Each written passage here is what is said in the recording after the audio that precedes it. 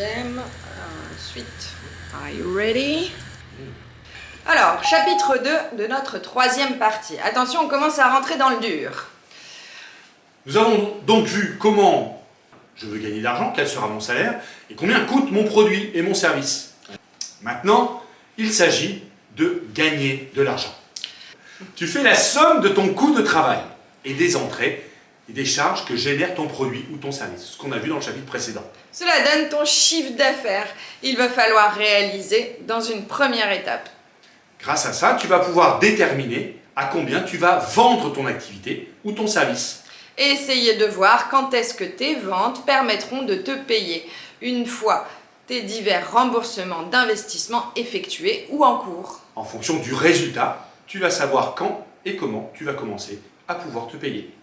Pour cela, tu jettes encore un coup d'œil à la concurrence. Le marché, c'est ceux qui te ressemblent, pas les grandes stars, hein. Tu divises tes charges, ton chiffre d'affaires par le nombre de produits ou d'activités que tu vas pouvoir vendre, par jour, par semaine, par mois, par année, et paf. Viens nous questionner sur les réseaux si t'as pas tout compris, hein.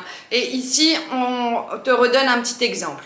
Par exemple, tu aimes le piano, tu es musicien, Et tu veux faire des cours en ligne. et tu veux gagner 1 500 € net par mois.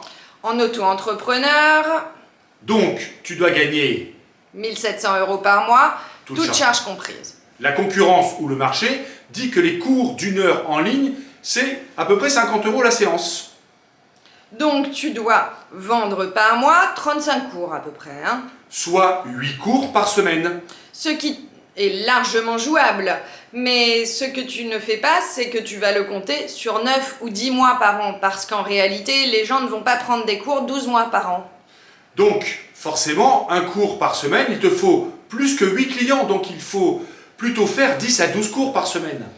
Et pour un produit d'artisanat, c'est à peu près la même chose, hein. Dans les liens, tu retrouveras le tableur pour déterminer ton modèle économique avec la possibilité de faire un modèle avec plusieurs activités.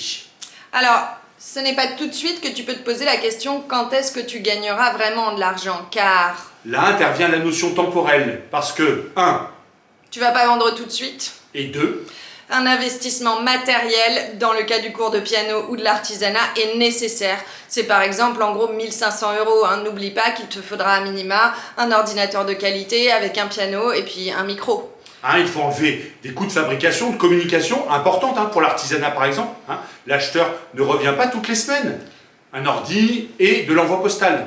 Donc maintenant tu vas pouvoir faire un calcul sur combien d'argent et de temps tu dois investir avant de gagner de l'argent. Ça va vraiment déterminer si tu vas pouvoir valider ton modèle ou non. Première phase de l'itération. Pour lancer ton activité, tu vas avoir plusieurs choix.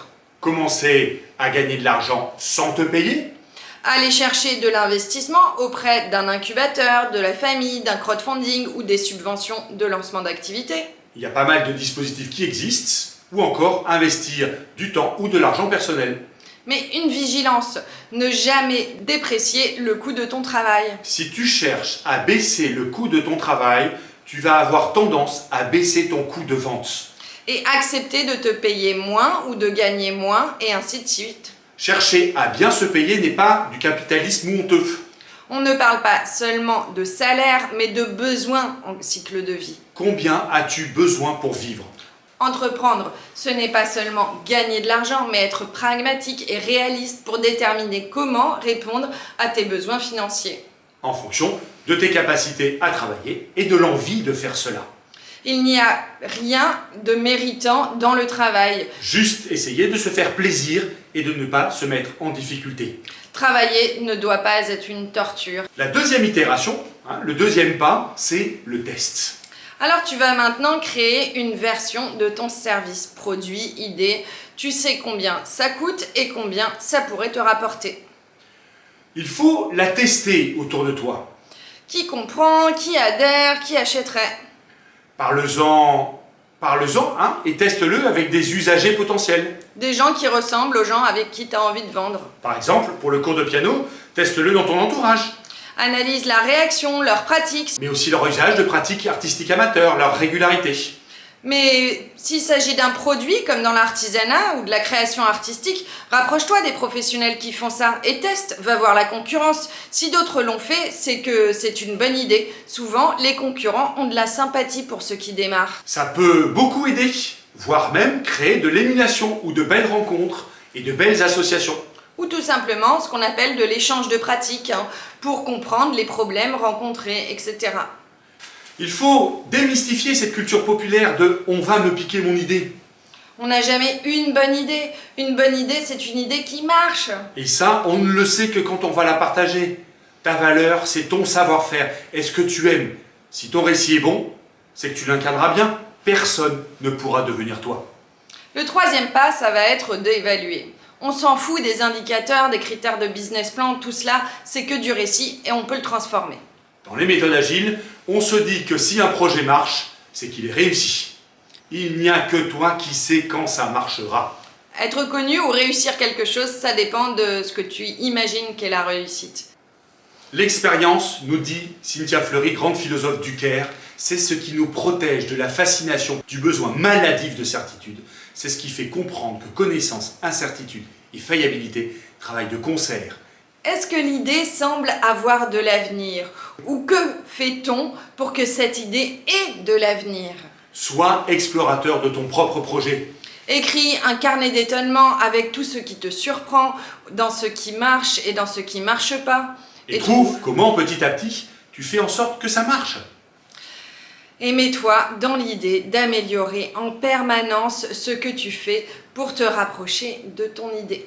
L'exemple qu'on aime ici, c'est de se connecter à la 86e version de l'appli Oui SNCF. Une appli qui marche, c'est une appli qui répare les bugs qui ne cessent d'exister. L'enjeu n'est pas de les évaluer, ces bugs, mais de les résoudre. Il en va de même pour ton activité. Maintenant, tu es prêt pour te lancer. Pixellement vôtre.